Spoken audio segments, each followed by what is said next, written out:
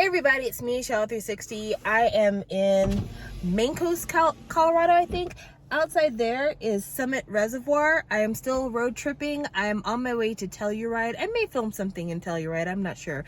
But right now we're here for chapters 3 and 4 of Bright, which is Jessica Jung's book. And chapters 3 and 4 are a really quick read. Not much happens to the story in chapter 3, honestly. Chapter 3 is kind of more exposition, kind of where are they now type stuff. So we catch up with Leah being in the group Say Go. We get that confirmed. They do kind of an Idol Olympics competition, which we find out that Akari, our favorite from the last book, joined a group called Teen Valentine, an 8-piece girl group, and that her and Rachel don't talk to each other anymore, and also that Rachel never even tried to talk to her anymore, which I'm still not over that. I mean, we all agree that Akari was the best character from Shine and that she was done completely dirty. You'd think if you were going to reintroduce a fan favorite character into your next book that you would somehow or another try to find a way to bring a redemption arc to this, but instead it's like Jessica knew that Rachel was such a Mary Sue that she was like, okay, let's give her one less than appealing character trait so that people don't think I'm writing her too perfect.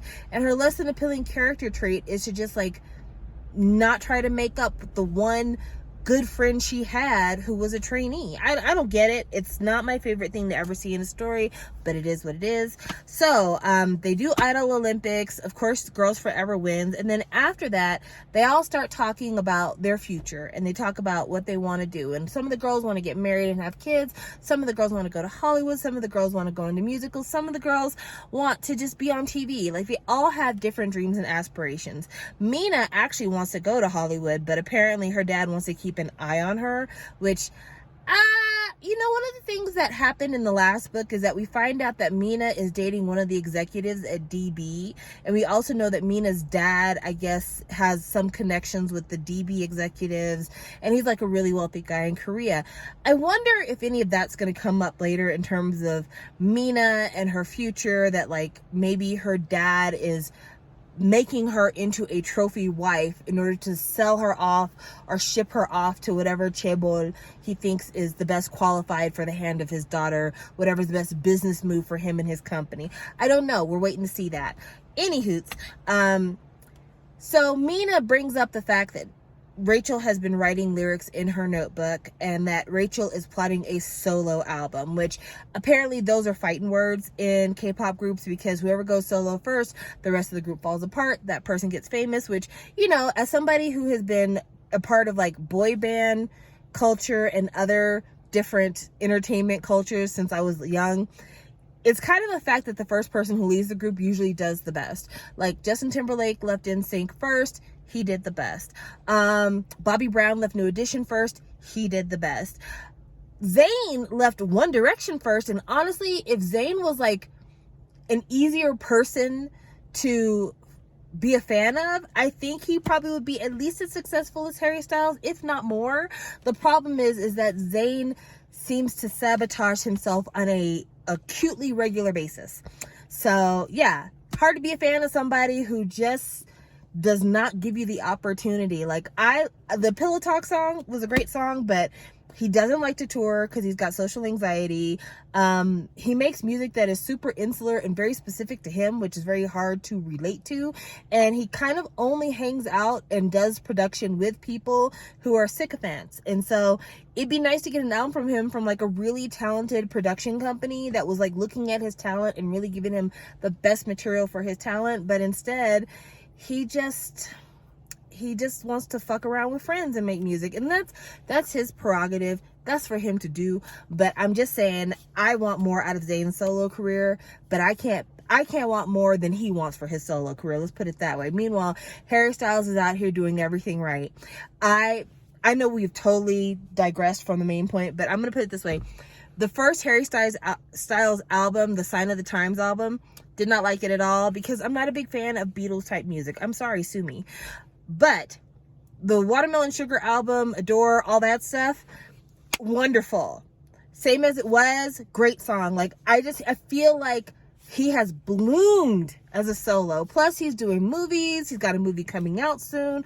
Like, He's just so easy to like. And I feel like if Zayn had any of kind of the personality traits of Harry Styles, but his same talent, Zayn would have been unstoppable. But that's, I don't know, that's my hill to die on. Let's go back to the story. Anyway, it's not wrong to believe that the first person to go solo would kind of ruin the group. However, K-pop is kind of different in that respect, because you look at a group like Big Bang.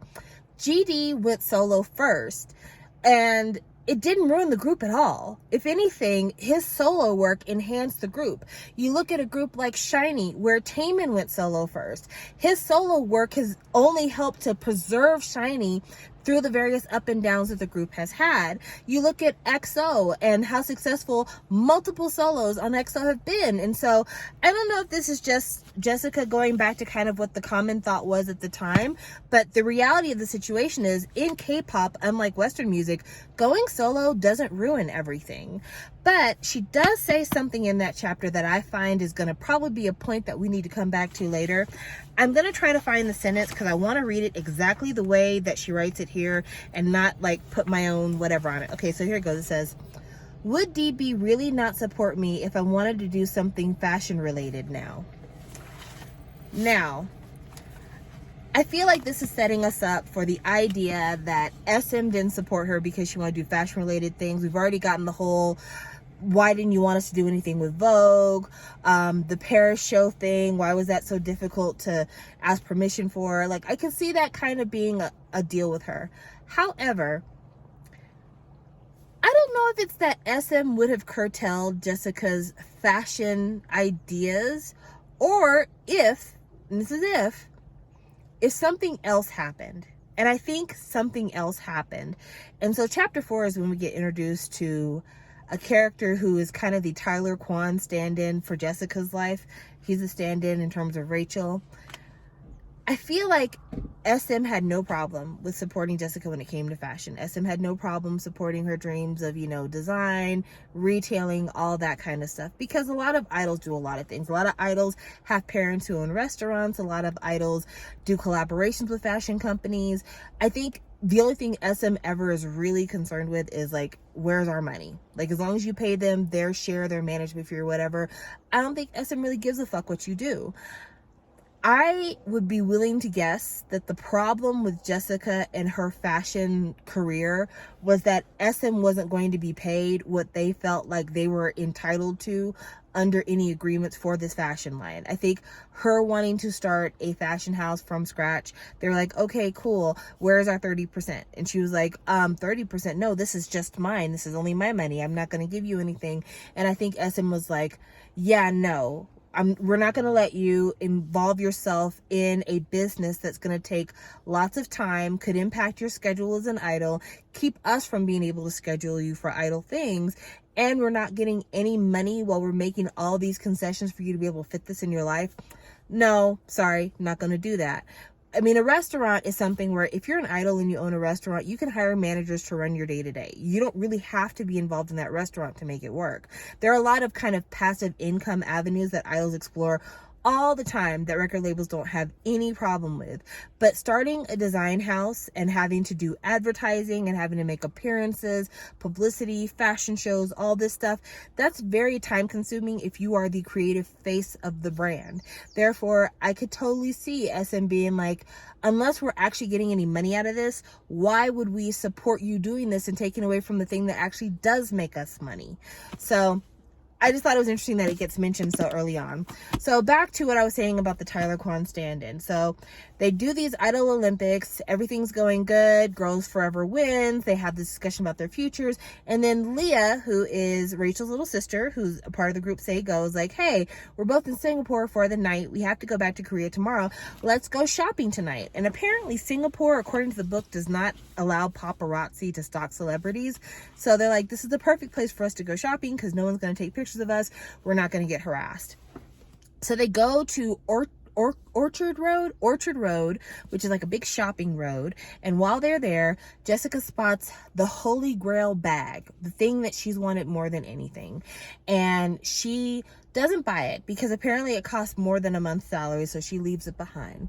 And as she's leaving Orchard Road, she gets a group text from her 3 best friends from high school, and they're like, hey, you're in Singapore, we have a friend we'd like you to meet. Can you meet him in a cafe in 20 minutes? So she's like, yeah, sure, I can do that. As she's getting on the subway to go meet the friend at the cafe, all of a sudden, the bag that she's carrying, the Prada bag, gets caught in the door of the subway. And this guy is like, hey, do you need some help? She's like, no, I got it. Anyway, she manages to get the bag free, but it causes her to fly into the lap of this guy in the subway. And she immediately is embarrassed because she thinks this guy is cute because he has exposed ankles in his Hermes loafers that he is not wearing with socks. I'm sorry. I wish she had written anything else except for that, because it makes her seem incredibly shallow. Like, she's like, he's got a nice smile, nice face, but also he's wearing Hermes loafers without socks. Appalling, but oddly attractive. Like, it just feels very weird. It feels very weird. And not for nothing, the way that she name drops brands and things like that, it makes her come across very shallow. I'm sorry. You come across very shallow. Anyway, she gets off the subway, goes to the cafe. She's supposed to meet this friend that her other friends have set her up with. It turns out it is this guy. Alex is this guy. So this is where we get the Tyler Kwan stand-in. And I really would like to know, is this actually how Jessica met Tyler Kwan? Because that is something I've always wanted to know. I've always wanted to know how Tyler Kwan, le charlatan, ended up in Jessica's life. Because it always seemed to me like Tyler Kwan has been running some sort of Ponzi scheme where he's just not a good businessman, and that he's taken all of Jessica's goodwill and everything else and has managed to like totally disintegrate it because he does not know how to run business. All he knows how to do is like look good, dress nice, go on golf trips, ride in private planes, go out to expensive places to eat, and give the appearance of success, but that there's really nothing that he's done that actually speaks to real success. And so I've always wondered, like, how did she meet this guy? How did this guy manage to get himself so deeply entrenched in her life? And if this book is supposed to be kind of her telling of the way things actually happen, but, you know, with a little bit more fiction and stuff mixed in, then I would really like to know who Jessica's non-idol friends are and why do they not like her. Because I feel like if this is a guy that her non-idol friends have known for a while, that he's been a part of their social circle for a minute, rich people know the real successful people from the people who are kind of smoke and mirrors, all smoke, no gas. And I feel like he's the type of guy that her rich friends would have warned her and said, yeah, he looks great, but he's really full of bullshit. But that's not what happened. Instead, now almost her entire career hinges on this guy. And so I just really would like to understand, like, if this is true, if this is true, like, why would your friends do that to you?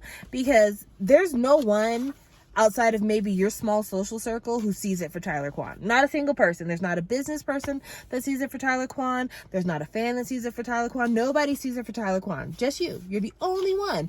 So if you're the only one, like, maybe step outside your friendship circle and ask yourself the question of, like, maybe it's time to reassess this. Just like Rachel decides, you know, what is the future for me? 5.5 years in, what is actually my future? Jessica, what is your future with Tyler Kwan? What keeps you with him? Is it because he dresses so nice? Because honestly, he dresses kind of plain in my opinion. Is it because you feel like you guys have gone so far that you've invested so much time that you're afraid of losing that time investment? Because sunken cost is a fallacy. What is it that keeps you tied to him the way that you are? Because honestly, at this point, he's done enough damage to your reputation that by making a big public separation from him, you only stand to gain. You only stand to gain. But that's neither here nor there. I wanted to bring your attention to this right here. Do you see this? Do you see this?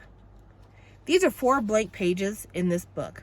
Why are there 4 blank pages on the back of this book? See what I mean? Like, they're completely blank. There's nothing on them. That's strange. Don't know why that's here. But anyway, I just wanted to talk about that. And then, like I said, I might stop and Telluride to talk about chapters 5 and 6. I might not. But I hope you guys have a great day, and I'll talk to you soon.